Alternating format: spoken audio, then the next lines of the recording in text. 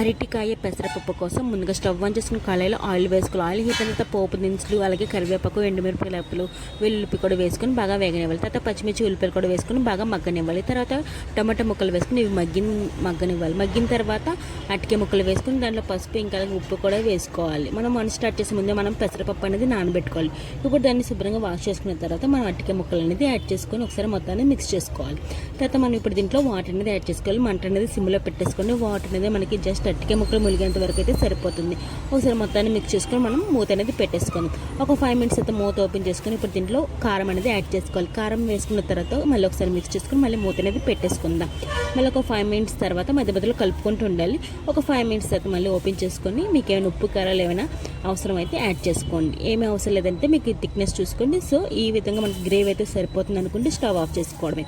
అంతేనండి, సింపుల్గా రెడీ అయిపోయింది. ఇలాంటి మంచి మంచి వీడియోస్ కోసం ప్లీజ్ సబ్స్క్రైబ్.